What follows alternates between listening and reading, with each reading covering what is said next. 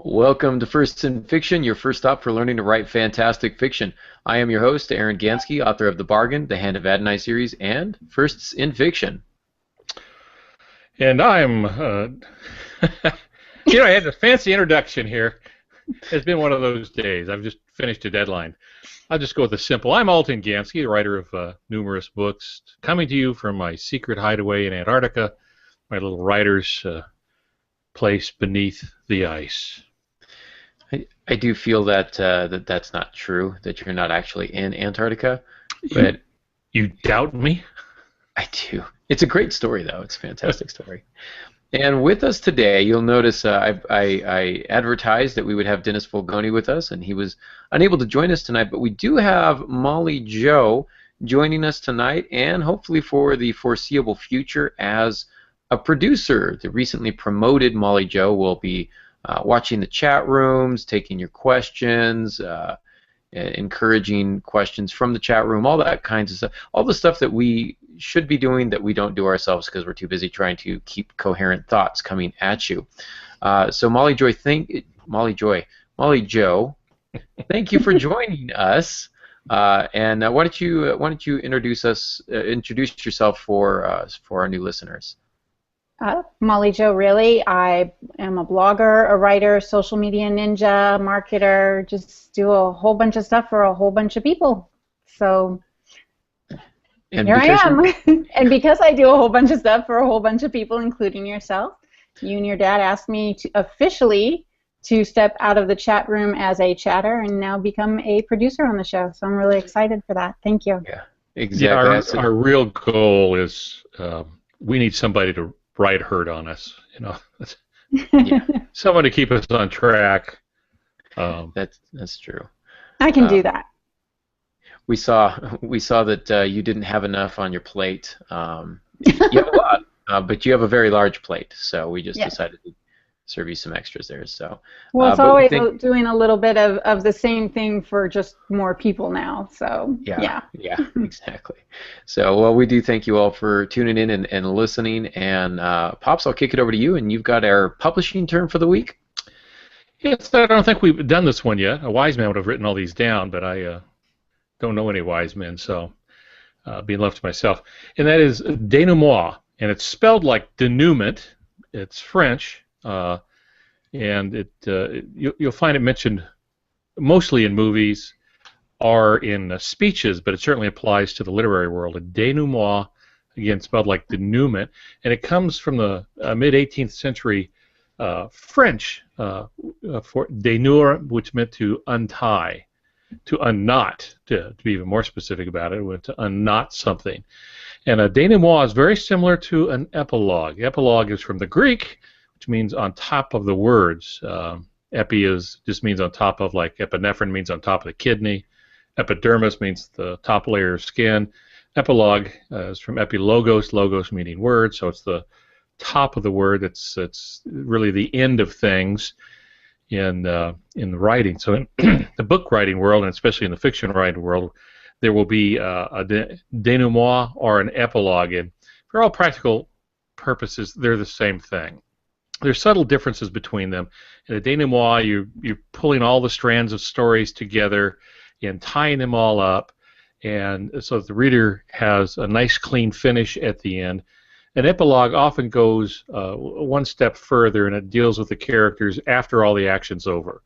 So sometimes it's them talking about what's just happened. So I just finished my next novella, and I have an epilogue, and that's what they're doing. They're chatting about some of the things that happened to them. So it's more epilogue than denouement, but basically what it is, it's the end where everything gets tied up together, and you get points for using denouement because it just sounds so cool and so literary.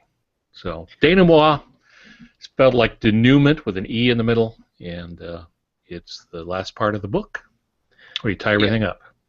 And in public schools all over the nation, they use that word to describe what's often called the falling action. Many schools have eschewed, to bring that term back, the teaching of denouement and teaching it more as the falling action, but I still hear that term kicked around. I think it's interesting. It means to untie. and I guess in a sense you're untying the conflict, but you are also tying up loose ends. So a little bit of double duty there. But yeah, so the falling action, that's, if you'll hear it often associated with that. So good stuff. So we are talking about beta readers today, and I wanted desperately Mr. Fulgoni to join us, and we are going to get him in on the podcast here in a couple of weeks, but wasn't able to join us tonight.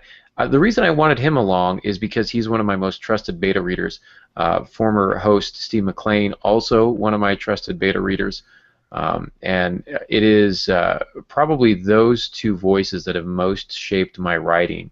And so last week in our conversation, we mentioned beta readers, and we thought, wouldn't it be good to have a whole podcast devoted to that? And so that's what we have here tonight. So Pops, I'm going to jump back over to you, and I'm going to say, what exactly is a beta reader? It's a fairly new term as far as the literary world's concerned. With beta is a Greek letter. It's the second letter in the Greek alphabet. It's alpha, beta, and so it's used often in different industries to mean the second thing, the second look at something. So in computers, there's a beta release, so like software. It'll go through an alpha release, but that's only internal. So you have Microsoft or Apple, and they'll test in-house over and over again until they feel the thing is really pretty close, and then they'll send it out to beta readers or beta users, and then you respond and tell them what isn't working, where the bugs are, the problems that you have with it, and then they fix them that way. So it comes over in the literary world, meaning the same thing. In this case, it's a second reader. So instead of you being the first reader, or maybe an editor who's walking you through some of this stuff or helping you with stuff, a beta reader is somebody who comes at it in the second place, not in the first place. So they're not guiding you as you write, but they talk about what you have written, and that's where their usefulness comes in. And we'll talk more about whether or not they're editors and that sort of thing, what to expect. But that's it in the short term. Yeah, absolutely. Oh, I just realized I covered French and Greek. That's the second time I covered Greek today. So look at you. Something from the Latin, or you little polygot, you. Oh. Yeah, busting out the big words. So, yes, so beta reader is the person who reads your book. Second, I typically will delineate the difference between an alpha reader and a beta reader. Kind of like you said, an alpha reader reads as you go. A lot of people have are members of workshops or work groups or critique groups, depending on what you want to call it. I qualify those as alpha readers. These are the ones who are reading your manuscript before your manuscript is done, before you've written the end. And these are the voices that help shape your manuscript as you progress through it. Whereas a beta reader, I encourage, when selecting a beta reader, I encourage you to find somebody who's not an alpha reader. And the reason is they can often get confused. Oh, did you ever change that? Or did this happen or did that happen? I can't remember what version we're in. Well, that's stuff that writers get confused on themselves. And if you're trying to use an alpha reader like a beta reader, you're going to end up with the same problems. And so I think a beta reader is somebody who's going to be able to, as you said, Pops, look at it with some fresh eyes and to be able to not have any preconceptions about the project. Now, you want to remember that beta readers are not professional. I'm sure if you did some searching on Google, you'd pull up some professional beta readers who are more than willing to take your money to read your manuscript. However, I think the best beta readers typically work free, or rather work on an exchange basis. So Dennis and I will exchange work. He's working on a novel. Currently, he sent me several drafts. I've worked on several novels, sent it off to him. Same with Steve, who sends me his work, and I'll send him his work as well. But there's no exchange of money. So because there's no exchange of money, I say a non-professional reader. That doesn't mean that they're unqualified. That doesn't mean they're uneducated. That doesn't mean they're not an avid reader. Both Dennis and Steve are fantastic readers, probably better read than am I, and they've got great ideas and insights that I sometimes miss. But they are non-professional, so they're not taking money, and I'm also going to say that they are not an editor. You still need to do your own editing as much as you can, and if you're self-publishing, you need to hire a professional editor. You do need to give them money to make sure that they're going to find all those errors. Beta readers are not concerned with every comma splice. Or rather, they shouldn't be concerned with every comma splice. They're not going to concern themselves with whether or not you want a semicolon here or a period. They care more about story, about character, about plot, about language and prose and metaphor and all of those things that are going on in your writing, your imagery, your setting. They care about that stuff. How does the story hold together? That's what they're looking for, not necessarily looking for every single error that you've ever made. I think one of the things that distinguishes them from the writer and from the editors is writers, we get too close to our stories. And we think like writers. And then sometimes when another writer gives me some of their things to read and I read it like a writer. One of the things we as writers need is we need somebody who's going to approach it as a reader. And it's a very different look. Because if you're a professional writer, it's almost impossible to read like just a regular reader. You're always tearing things apart, and if they do anything good, you sit down and you analyze it, and how can I use that? If they do anything wrong, you see whether or not you've been doing it wrong, and you'll note those kinds of things.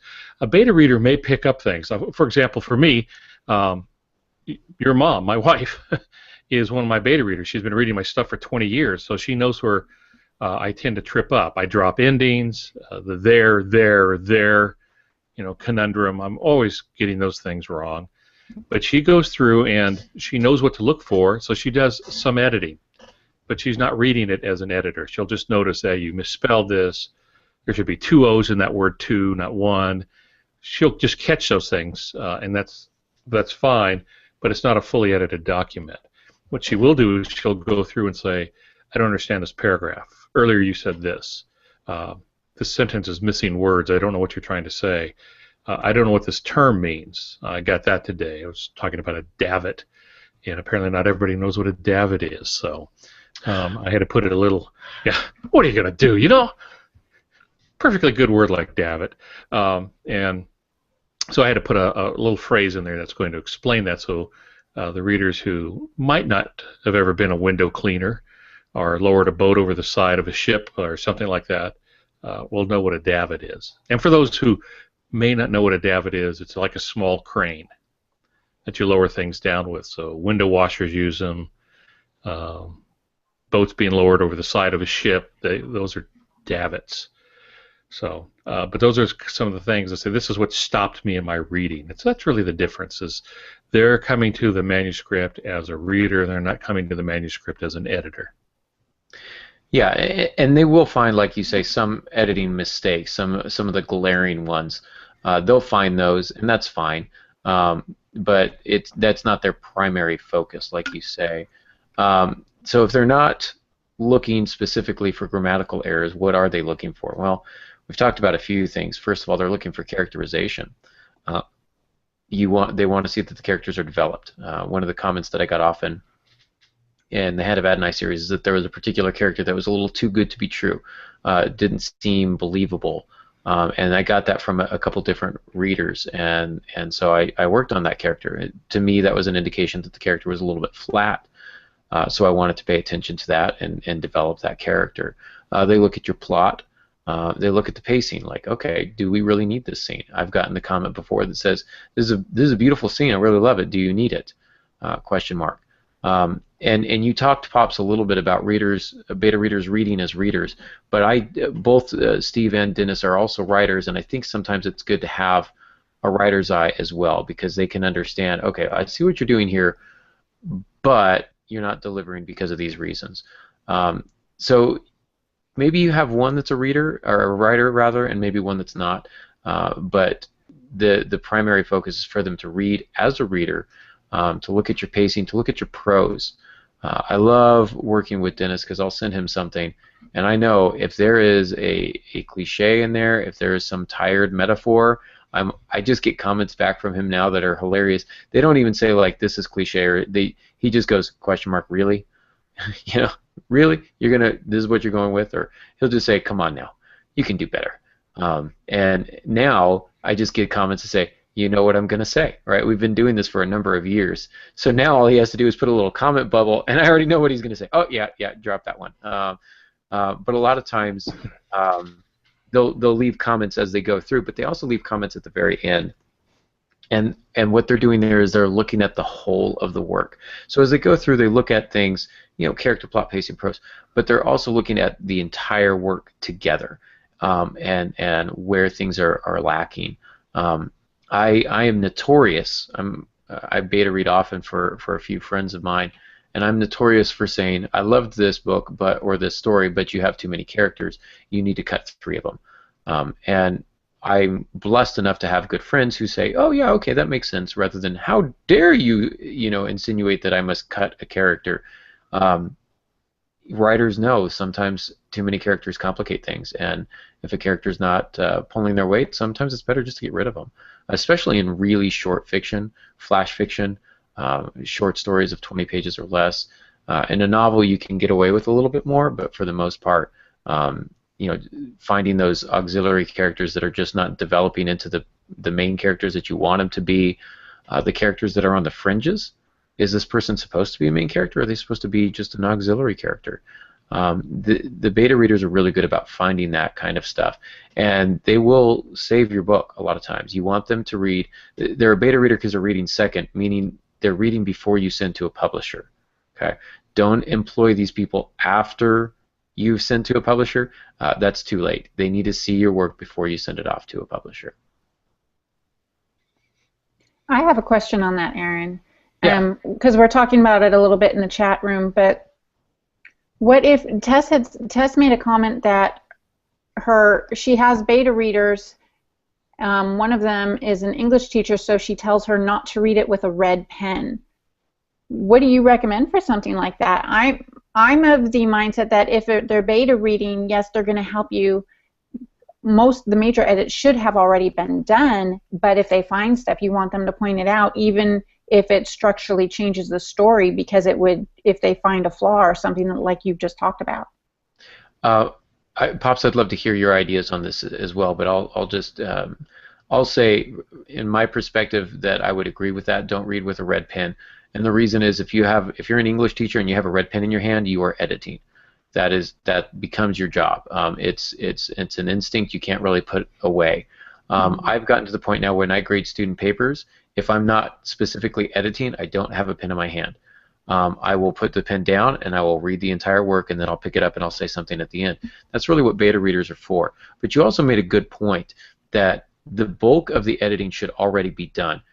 We'll talk about this more, I'm sure, but I cannot stress that fact enough. Do not send your beta reader an unproofed manuscript. You have to do some editing, even if it's just self-editing. You've got to clean it up before you send it out, because first of all, you don't want them to think less of you. I mean, you are a professional and you want to present yourself as a professional, but also if they can't understand a simple sentence because of the grammatical mistakes that you just haven't cleaned up, the simple typos, they're not going to be very productive as a beta reader. And so you want to clear the path for them as much as possible by giving them a clean manuscript to the best of your abilities. Maybe you haven't paid for the professional edit just yet, but you've gone through with a very close eye to do some editing as much as you can on your own. Pops, what do you think about that? Yeah, I don't know that I would stop them from marking things that are clearly wrong. But there's two mindsets when you're between editing and reading for content. So in publishing, what they do is they go through a substantive edit, and that's a person who's going to read it, and they're going to see if you have consistency, if the story holds together, does it have a satisfying ending, does it tell me everything I need to know, and they don't do a lot of editing. And I used to have an editor who did both. Well, he would do the substantive first, and then he'd go back and he would do the line edit, which isn't quite a copy edit, and fix some of those things up. When I do that kind of work, when I get hired by a publisher to work over a book a little, I have trouble doing that. I can't. I have to do the substantive and the line edit at the same time. And so that's why I would make a lousy beta reader, because I would be editing as I go. I can't separate the two in my brain. Some people can.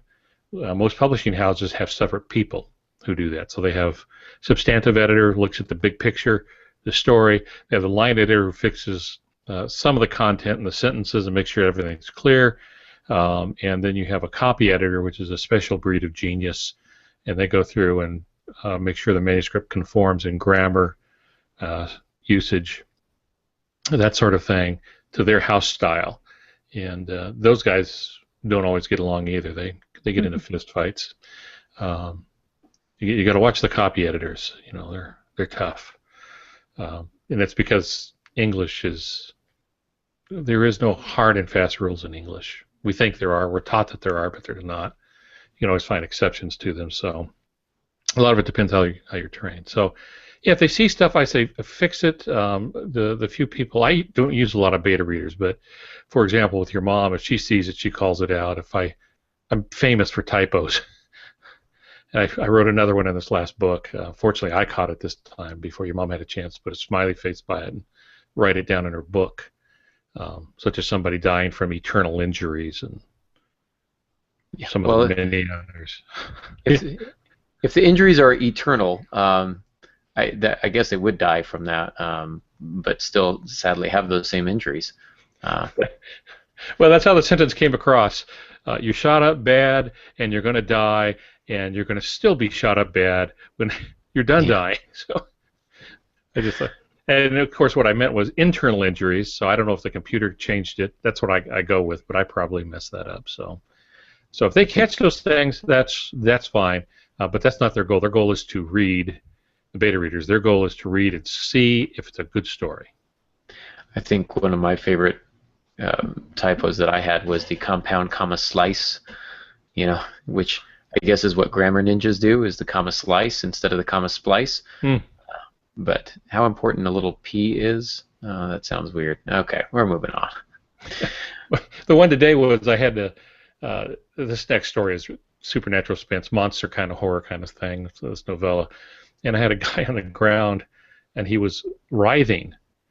He was in great pain, so he was writhing. But what I had him on the ground, and he was writing. So I've, when I've been writing, I've been writhing too. So it made sense to me, but at least I caught it this time. Oh man. Well, that brings up a good point though. Is you said you caught it this time, but a lot of times writers don't catch their own mistakes. This is another reason beta readers are important. You'll miss stuff because as a writer, your brain's going to fill in what you meant to say, and you'll actually read it the way that your brain intended rather than the way your fingers typed it. And so having those fresh eyes is good. Going back to this idea of whether or not your beta reader should have a red pen in hand, and we're splitting hairs here. I think we're kind of getting to the same point. I would say have a red pen handy, but don't have it in hand. And so if they do see something that needs to be fixed, it's a quick typo, just circle it and move on. Don't make a big deal of it. It should be spelled like this. We don't need comments about that. If you circle it, the writer is going to be capable enough to look at it and go, oh, that's what I did. And just seeing, the circle there should be, sufficient. But yeah, I would say have a redhead pen handy. Don't have it in hand, but you're going to hear a variety of opinions on that. So then the next question becomes, how many beta readers should I have? I think one of the big mistakes that beginning writers make is having too many beta readers. They'll think of them as a workshop. And especially if this is your first book, you'll have everybody want to read it. Everybody wants to support your writing. Well, in a perfect world. You'll find lots of people who are more than willing to read your book. Be choosy. Be selective. Don't just give it to anybody. Again, I've got 2, maybe 3 or 4 that I will sometimes rotate through depending on their schedules. A lot of times people are just busy, and I'll say, hey, I just finished this up, can you beta read? And they'll be like, you know what, I've been putting in 60-hour work weeks. I'm not getting into it any time this month. Okay, that's fair. I'll hit you up next time. But I would say you want to limit yourself. For me, the magic number is 2. I think 2 works for me. You might go as high as 3, but you have to understand with every beta reader that you add, you're now adding more time because most beta readers are not going to get you the comments back at the same time. They can't all be done in a week. A lot of them are going to take several weeks, and then if you've got 6, 7, 8 different copies out for beta readers, you're really going to wait for that last person to take his 5th or 6th week to finish it up and get it back to you? Or do you say, well, I've got 3 of the 5 and my publisher's knocking on my door, so I should probably move ahead. Well, now you've kind of wasted the time of those two other readers because their comments aren't going to have a chance to see the light of day on your manuscript before you send it off to for publication. So for me, I like to limit it, and I'll change it from project to project depending on how much work I think it needs. Pops, you said, do you use beta readers at all, Pops? I just waited until you were drinking something to ask you a question. Yeah, don't think that got by me either. Uh, no, I don't. I seldom do, and that's a personality thing. And of course, I'm further down the road than most. You know, I've made a lot of mistakes up front, and I've learned from them. That doesn't mean I don't need people to read it. But the way my editing system works and the people I'm writing for, that usually I get those things fixed as they go along. So not much, and I've never been big on critique groups. Never been part of a writing critique group. I probably never will be.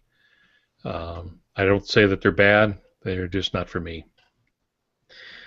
And yeah, a lot of it depends on your personality. Who do you trust? Right. Who do you trust? I think another reason that I limit myself on beta readers is because it's nice, since you're not paying them, as we mentioned earlier, to reciprocate. And so if you get 7 or 8 beta readers, and then all of a sudden 7 or 8 of them turn around and say, "Hey, can you read my novel now?" Well, you've just got 7 or 8 novels on your desk, and are you going to tell them no? You're going to say, "Oh no, I really appreciate the hours that you dumped into my manuscript and the great comments, but I'm just going to go ahead and screw it over this one." Like that seems sketchy at best. So if you're not going to pay them for their work, at least be willing to reciprocate the amount of time and volunteer hours that they put in. So that's another reason why you want to probably limit your numbers. And for me, Steve is just a good friend of mine, but Dennis and I met at Antioch, and that's where we first started exchanging work. And we found that we both enjoyed each other's work, and we were in workshops together. And so after Antioch, I sent him an email and I said, "Look, I really value your comments and your opinions. I'd love to be able to still trade work with you. What do you say?" And he goes, "Yeah, so I kind of had the same feeling." So we've been doing it since 2009, and really, really good. We've both really grown as writers. He's not on the show to brag, but he's had several. I've had the pleasure of beta reading several of his stories that he's had published in some pretty big name literary magazines. Just really well done work, and I've been able to see that the input that I had a profound impact on his writing. And likewise, Hand of Adonai is just recently published, and I made sure I sent him a free book. And I mentioned him in the acknowledgments. I mentioned Steve in the acknowledgments. I gave Steve a free copy of the book. I signed it to him. I said, guys, this is in print largely because of the time and energy and effort that you put into it. So you want to take care of your beta readers. And again, if you've got 15 of them, now you've got a lot of books to give out. So try and keep it to the select few that are really going to have the biggest impact, the most positive impact on your writing. Pops, you mentioned that you don't like writers groups, or rather you haven't been a member of them. I hear a lot of really quality things about writers groups, and I've been in several of them, but I'm currently not. And for me, I think that's because I've got my beta readers, and that model seems to work for me. With workshops, I would constitute them as alpha readers, and so they're a little bit different. If you don't mind, Pops, some people might be thinking, why beta readers? Why not just a writer's critique group? Can't I just do a critique group and have the same thing? What would you say to that? Well, you've hit on a couple of things. When you join a critique group, you're agreeing to read other people's work and agreeing to give them your stuff for them to read. Now, I'm going to come across as the critique group Grinch. I know that, so I'll just apologize up front. But unless you're part of a really good critique group, and there are some of them out there, what you're getting is a bunch of amateurs doing critiques about things they haven't mastered themselves. So they can say, "I like this and I like that." And I remember taking a creative writing course in college for a while, and that's pretty much what it was. they would say, okay, now who wants to speak to this particular issue? And there'd be silence. And finally, the class says, well, participation is something, so I'll start picking on something. And then that just started a whole avalanche of that. You want quality people who can help you along. So number one, when you go into a writer's group, critique group, you're going to be obligating yourself to read their other stuff. And that's fine if you enjoy that. You're not in a rush in your writing, and you're getting something out of it. That's fine if it works for you. It doesn't work for me. And you get enough of that once you become a published author, too, because there's always somebody who knows more than you do. They think anyway, and they're glad to tell you that. And they're glad to tell you where you went wrong. And you get that for almost every book. I had some bookstore owner write me one time and said, "No, you show these Navy scuba divers with helmets, and they don't wear helmets. They wear masks and a neoprene hood." Well, I had photos on my desk, because they're working beneath ships, so they have these special kind of helmets and breathing devices for that. Well, she couldn't have been more wrong. Okay, but it's just one of the things you get those as you go along. And that's why it's important to find somebody who wants to be a reader, not an editor, at least for better readers. And then again, sometimes the advice you get can be bad from critique groups. So either you have to be very good about filtering all that out, or maybe find another way of doing it. You bring up some good points, but I do want to champion writers groups just for a moment, if for no other point than just kind of devil's advocate and counterpoint here. But they do provide a lot of good services. You do get a variety of opinions, a lot of different readers, and you're going to get their take. And even if they're not professional writers, they are readers, or at least they should be. And so you're going to get a good sense of how people are reading.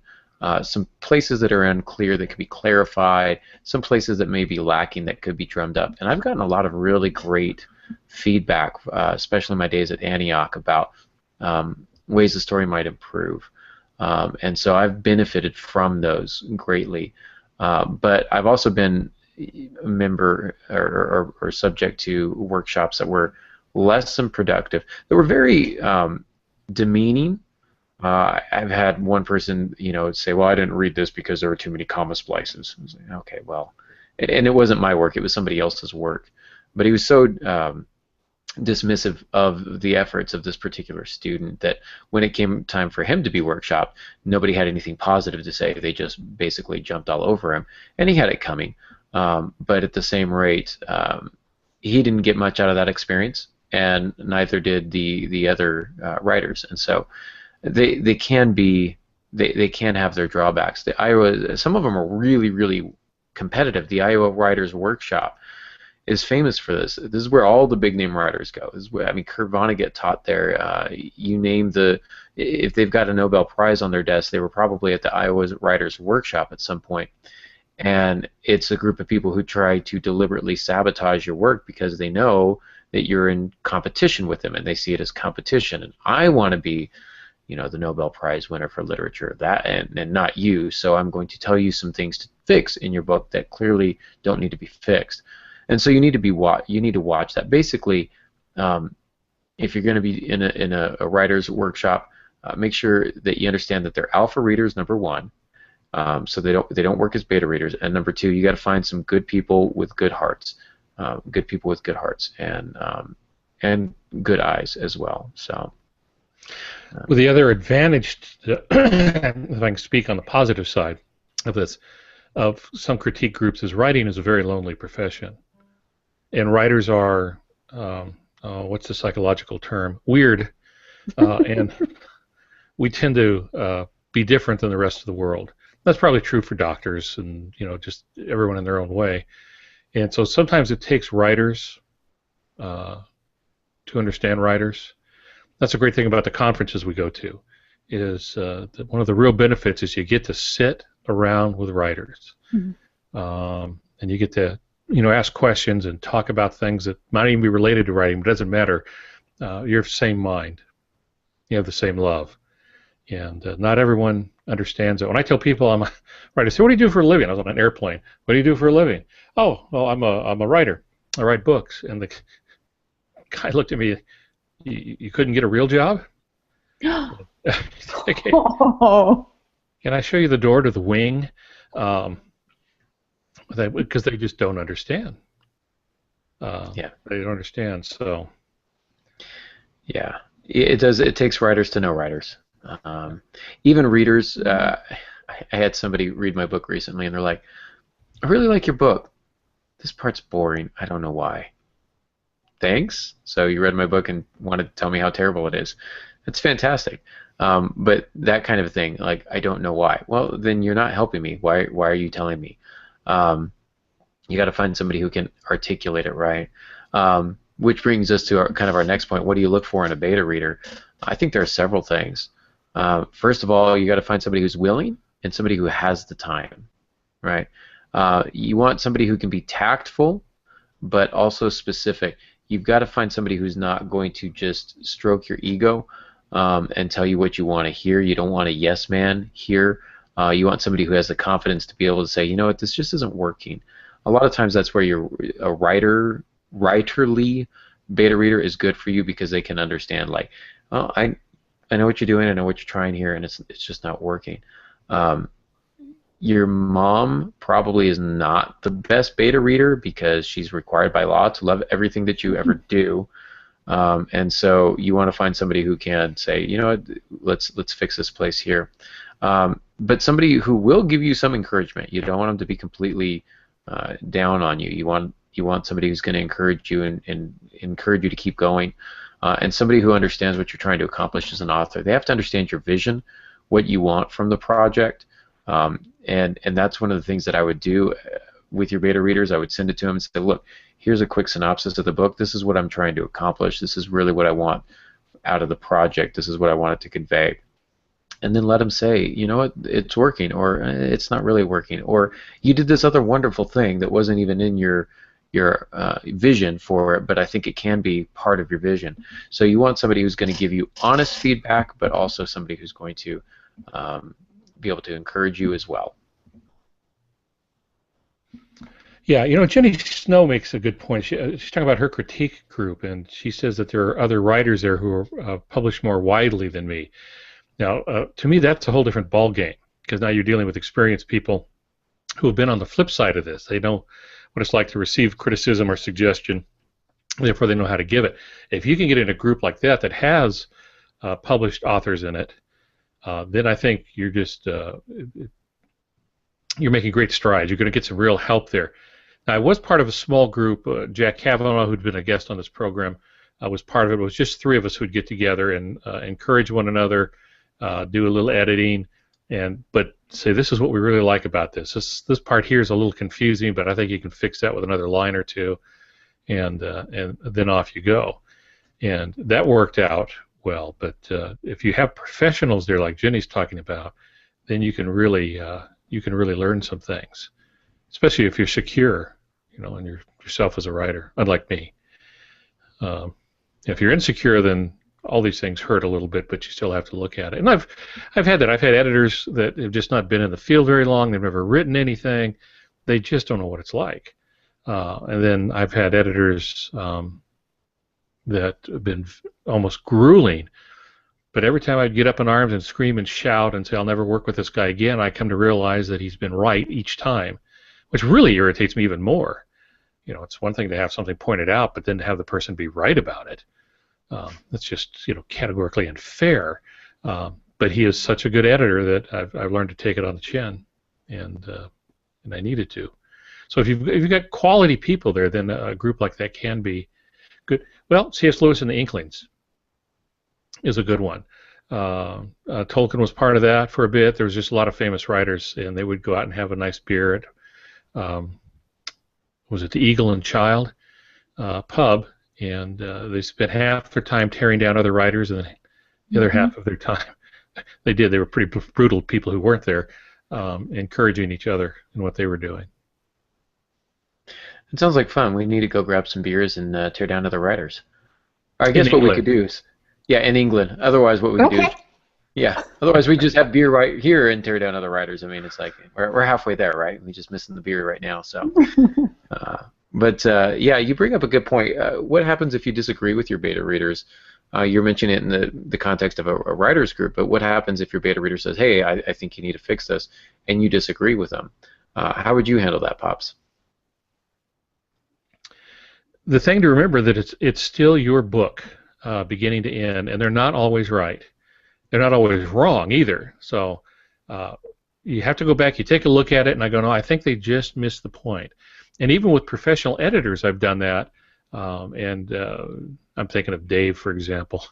You get very long letters from him, and I just started sending the letters back with my comments. The letter he got was twice as long, but I would say, see page 42. That's answered 2 paragraphs down. It's just because he has to move so fast that he missed a few things. But 99% of the other stuff is just spot on. So, but ultimately, it is you that is. It's going to be your reputation. You're the one that's doing the writing. You're the last judge, and most publishers will even put up with that, even if they disagree with you. Usually, you get the last call. Yeah, absolutely. Yeah. And again, if you have multiple beta readers, you just look for the points where they agree. And if both of them agree, even though you disagree, well, it's probably an issue now. Multiple people have seen something, and whether or not you thought you'd established it well, maybe you didn't. Maybe it just needs an extra line someplace. Sometimes readers just need a gentle reminder. I mean, if they're on page 228 and you're writing back, well, I established that on page 42. Well, maybe they read that a few days ago. So sometimes just a gentle reminder on page 226 can help kind of smooth things out, whatever the case may be. But if you've got a chorus of voices all singing in unison, then that's probably something that you want to listen to. And the last thing that I want to talk about today is how to keep your beta readers happy. What's the best way to treat them? Now, I'm going to be quite honest and just let you know that I found these 5 things, these 5 points on thebookdesigner.com, and I will include the link on the show notes. But they're so great, they're so spot on. I agree with them that I'm going to give them credit for it. I'm not going to plagiarize it, but you can go and read their article, thebookdesigner.com. Again, I'll have a specific link for you on the show notes when this posts on Monday morning, early Monday morning, late Sunday night. But there are 5 things that they say, 5 things that you should do to keep your beta readers happy. And the first is to not give them a draft. And we talked about this earlier. Edit first. Make sure that this is not just your first draft, one and done, and send it off. Clean it up. Clean it up first. Do them the favor. I don't want to say it's insulting to them if you send them a product that doesn't represent your best work, but in some way, if it doesn't represent your best work, why are you sending it to them? Number one, and again, number two, it's just going to take up too much time for them to kind of get through all the typos, for them to be able to focus on what they really need to focus on. So you don't want to give them a draft. Number two, you want to give it to them in the format that they prefer. So whether that's Microsoft Word or PDF or Kindle Reader, whatever it is that they want, it's your responsibility to get it into that format for them. I have one beta reader that says print, and I always go, okay, print out my 350-page novel here. I buy the ink. I don't ask her to buy the ink because I know when I get that back, man, her comments are solid. They're dead on. Great eye. So whatever format they want, whether it's hard copy, soft copy, if it's digital, what kind of digital copy do they want? Do that. Get it into that format for them, which includes, you may want to look at zamzar.com. I'm going to put that in the show notes right now while I remember. Zamzar.com is, are you familiar with it, Pops? No, I'm not. Okay, so it is a file transfer, what do you call that? You change one thing into another, file transformation, transmogrifier, conversion. There we go. Hey, convert. That's what I'm looking for. File conversion website. You can do it free, and you just put in .doc and you want to save it as a .wps for Microsoft Works or whatever it is. It'll do that for you and email it to you. So that's one way that you can do that. Wait a minute, did you just say Microsoft Works? Isn't that an oxymoron? Yes, yes. No, I mean the program Microsoft Works. You remember we used to have that back in the day. I know it was stellar back then, but now it's kind of a dinosaur if you could even get it. Well, all 6 of us. Word processors would do that. Well, convert. I I've gone back to Microsoft Word because I was doing a lot of editing for a while, and it was a lot easier to do that in Word, as well as other reasons, because Apple changed the way they were doing their word processing. But all of them will allow you to export. So if you're using the Apple word processing, you can export it as a Word doc, and Word doc will go back to the other RPDF. You can do all of them straight from your own computer too. A lot of the more recent programs are doing that, but some of the older programs don't. So if you're still working with old school, Word 2000, you're probably not going to be able to save it directly as a PDF. But if you've got 2010, then you probably can. I think it's 2010. Anyhow, I can't get my vintage typewriters to export though. Oh. Well, I think there's a switch on the back that'll save it as a PDF for you. So I'll let you look for that tonight. Let me know when you find it. Right. The third thing that you want to do to keep your beta readers happy is to give them guidance. Again, let them know what you're looking for. Specifically, hey, this character seems weak to me. What can I do to bring them along? Or this is my vision, but I feel like it's really lacking right here. Or some of these scenes just don't seem to really move the plot along. Can you find some scenes for me that are dragging? When I sent out a project that I was working on to my beta readers, my comment was, I'm using multiple points of view. Do they sound authentic? Do they sound different enough, or do they all sound like the same person? How can I vary them? Have I gone too far with this particular point of view? Have I not gotten far enough with this other point of view? Is this part confusing to you? Because there's a lot of things that I was trying to get right. And so giving them some specific questions can really help them to give you the proper guidance that you want. Number 4, don't take it personally. If they have something negative to say, just understand they want what's best for you.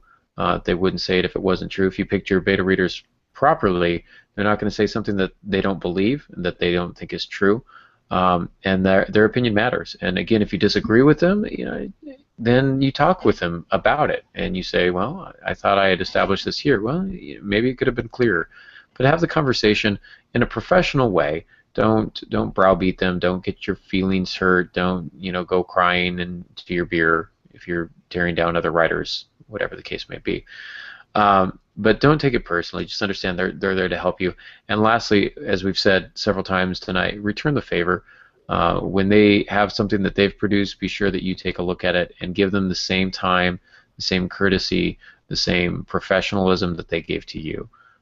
And that, I think, more than anything else, is what's going to really help you develop those positive beta reading relationships that can last for years and years. If I can't browbeat them and get angry, then why bother? It's a good point. I don't have anything in the show notes about that. That is a question I was unprepared to answer. It's difficult to play the frustrated, unappreciated artist, if you don't have an occasional temper tantrum. So it's true. You can always browbeat your children. That's why we have kids, isn't it? All mine moved away. So. Oh, the nerve!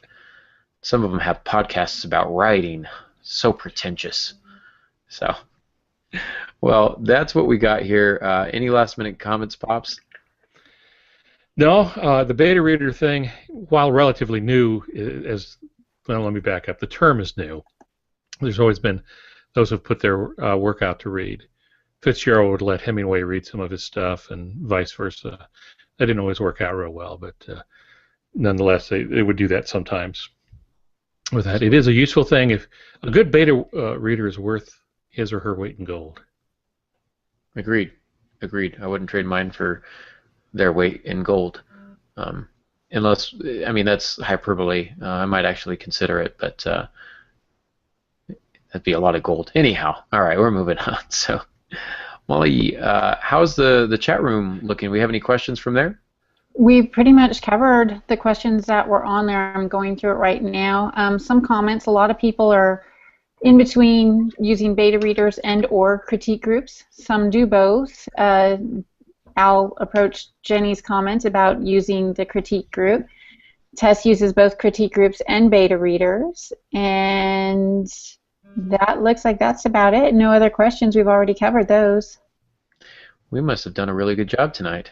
I You feel must have proud had of an myself. amazing producer. I think that's really what it is, but I can't be too sure of that opinion. We probably need some beta listeners.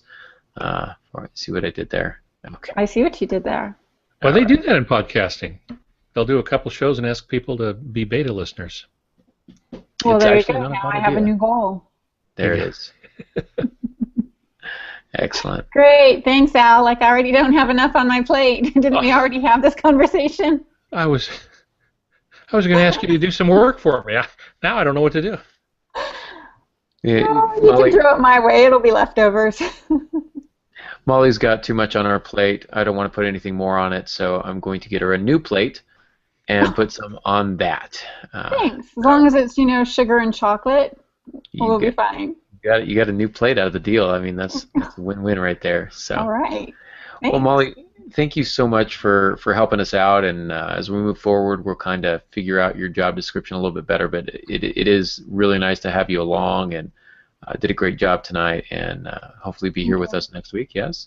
Yeah. How can people get in touch with you? How can they find your blog? How can they read your writing? Oi.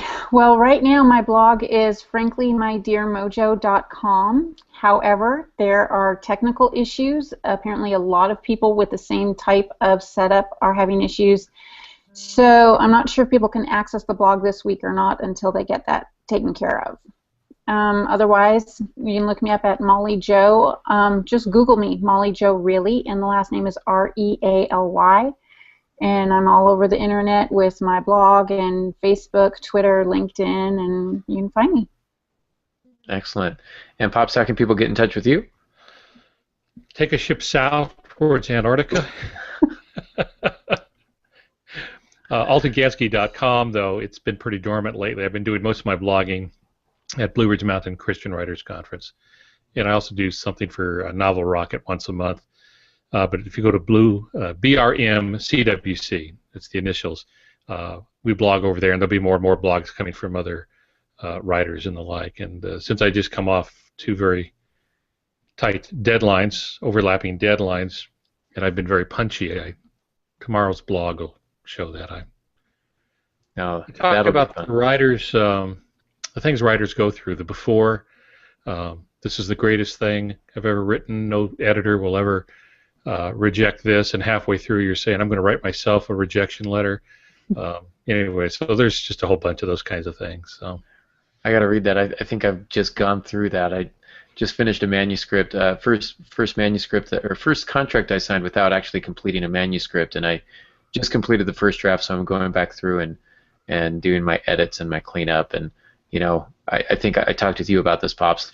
When I was writing it, I was like, oh man, can this book be over, please? Can I just be done with this? And this is going to be awful. It's going to be so much rewriting.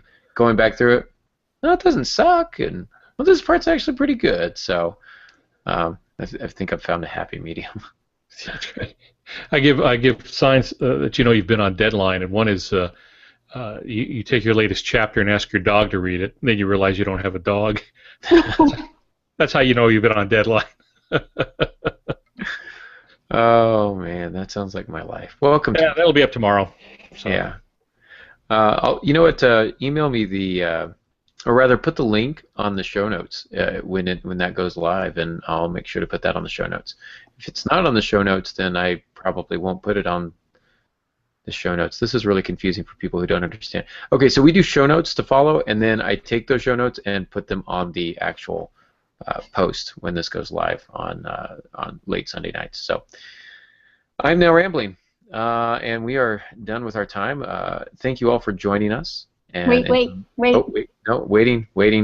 Before you sign off, Aaron, Yes. tell them what's so exciting Oh, coming my up this goodness. week. Oh man, it has been. See, it's a long day, long week.